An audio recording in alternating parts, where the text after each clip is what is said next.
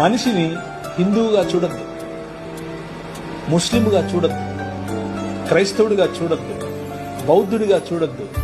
మనిషిని మనిషిగా చూడద్దు. కష్టమా? చాలా కష్టం. చాలా ఈజీగా, చాలా కష్టం. మతం తట్టుకోలేదు, బట్టలు దింపేసుకుంటది. నిజంగానే ప్రభువైన యేసుక్రీస్తును చంపింది ఎవరు అంటే మతమే కాదా? ఆమె పిలాతు చేతులు కడిగేసుకుని నాకెందుకు రా బాబు, లే చంపండి అని అన్నాడు.